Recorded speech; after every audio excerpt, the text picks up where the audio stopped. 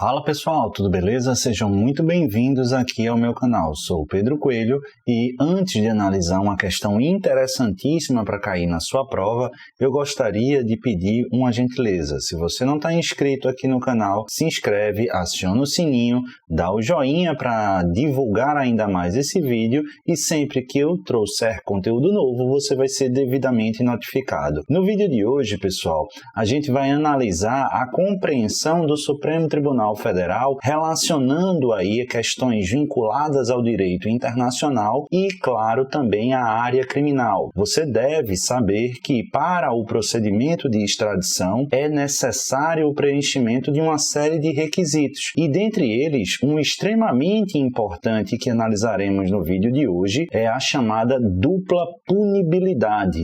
Essa dupla punibilidade, um requisito efetivamente previsto na legislação para viabilizar a realização de uma extradição, ela já era prevista no Estatuto do Estrangeiro e essa exigência ela permanece estampada no ordenamento jurídico brasileiro no artigo 82, inciso 6º da Lei de Imigração. E por que isso é tão importante? A gente precisa compreender a importância desse requisito à luz de casos concretos, porque é assim que o seu examinador, é assim que aparecerá muito provavelmente no seu concurso. Uma coisa é a gente saber que para o deferimento de um pedido de extradição realizado para o Brasil, há a exigência, dentre outros fatores, da dupla punibilidade. Outra é enfrentar no caso concreto.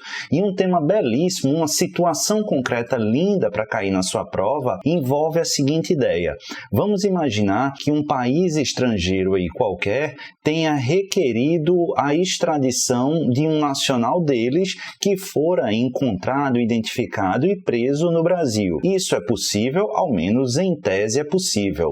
Só que o Brasil precisa analisar para deferir ou não esse pedido de extradição justamente esses requisitos. E no caso concreto, pessoal, muito provavelmente seu examinador trará uma ideia de um crime praticado por esse nacional de outro país preso aqui no Brasil, um crime praticado de lesa humanidade, também conhecido como crime contra a humanidade.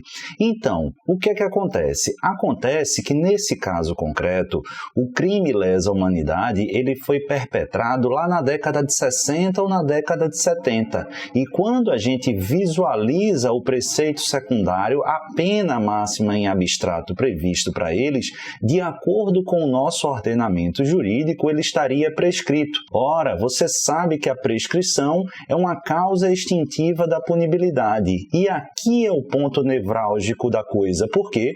Porque a gente viu que é para o deferimento da extradição imprescindível a dupla punibilidade. Ou seja, que esse fato delitivo ele seja punível no país requerente, mas também punível aqui no país requerido, no meu exemplo, o Brasil. E em razão da prescrição, deixa de haver essa punibilidade interna, o que inviabilizaria a efetivação dessa prescrição, aliás, dessa extradição. Bacana, Pedro. E qual é o problema? O problema, pessoal, é que os crimes de lesa humanidade que estão definidos ou contra a humanidade no Estatuto de Roma, ao qual o Brasil subscreveu, ele tem uma peculiaridade, porque uma série de convenções, tratados, acordos, resoluções internacionais conferem tratamento a esses crimes contra a humanidade como delitos imprescritíveis. Inclusive, pessoal, vale anotar aí que existe efetivamente a Convenção sobre a Imprescritibilidade dos Crimes de Guerra e dos Crimes contra a Humanidade. E aqui é o X da questão. Por quê? Porque apesar do Brasil ter subscrito aderido ao Tratado ou Estatuto de Roma, que prevê o TPI, etc. e tal, e que traz a definição desses crimes contra a humanidade, registre-se que o Brasil nem subscreveu e tampouco aderiu à Convenção sobre a Imprescritibilidade de tais crimes. É dizer, portanto, que em relação em tese à comunidade internacional, o Brasil não se vinculou, não assumiu o compromisso de tratar tais delitos como o quê? Como como imprescritíveis. Então, o que é que a gente tem? Esse compromisso internacional, ao menos em tese, o Brasil não assumiu. Ocorre, pessoal, que dentro do sistema interamericano, a Corte Interamericana de Direitos Humanos já apontou em mais de um precedente que os estados que fazem parte, que integram o sistema interamericano de direitos humanos, e o Brasil é um deles, devem reconhecer sim a imprescritibilidade desses crimes contra a humanidade, desses crimes lesa humanidade e, portanto, devem sim punir os suspeitos de sua prática se essa autoria delitiva restar efetivamente comprovada. Então, a gente tem um dilema. De um lado, o Brasil não subscreveu e tampouco aderiu à convenção que prevê a imprescritibilidade desses crimes lesa humanidade. No entanto, a Corte Interamericana, ela prevê efetivamente que, independentemente desse fato de ter subscrito essa convenção, se o país faz parte do sistema interamericano de direitos humanos, que é o caso do Brasil, deverá sim reconhecer a imprescritibilidade de tais delitos.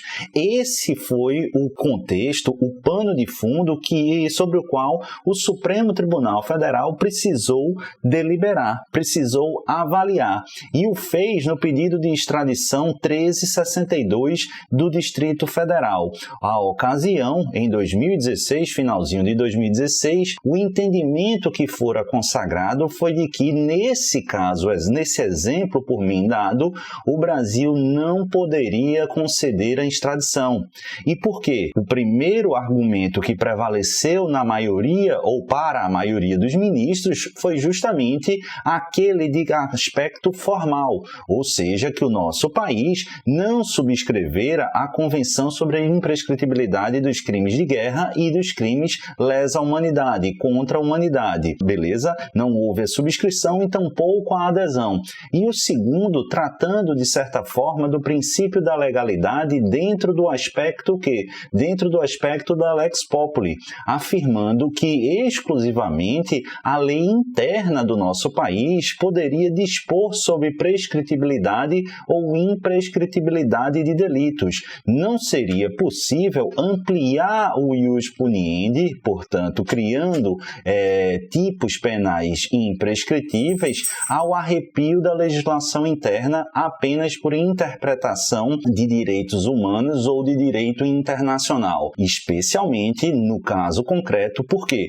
Porque nem houve a previsão interna e tampouco o Brasil formalmente se vinculou junto à comunidade internacional. Então perceba, será, Pedro, que um crime de lesa humanidade considerado imprescritível no país requerente e o Brasil fazendo parte da Corte Interamericana de Direitos Humanos deve efetivamente deferir esse pedido de extradição se, considerando esse crime não imprescritível, a extinção da punibilidade fosse de rigor? E a resposta é que não deve haver esse pedido de extradição, ou melhor, o deferimento desse pedido de extradição. Agora, fica muito esperto, esse é um entendimento majoritário, mas fica muito atento porque, em especial para provas do Ministério Público Federal e provas de defensoria, esse entendimento aqui ele precisa ser muito bem compreendido. Por quê? Porque muitas vezes,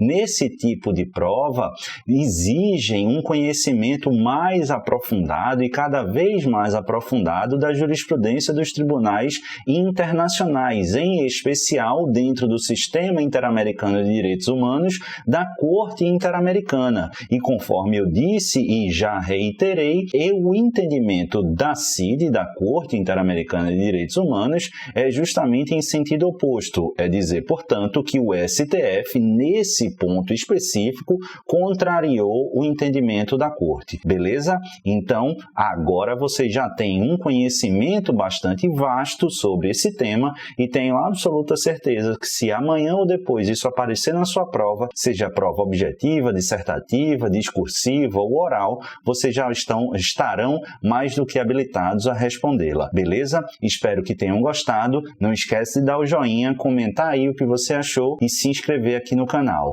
Um beijo no coração, fiquem com o Papai do Céu e até o próximo vídeo. Valeu, pessoal!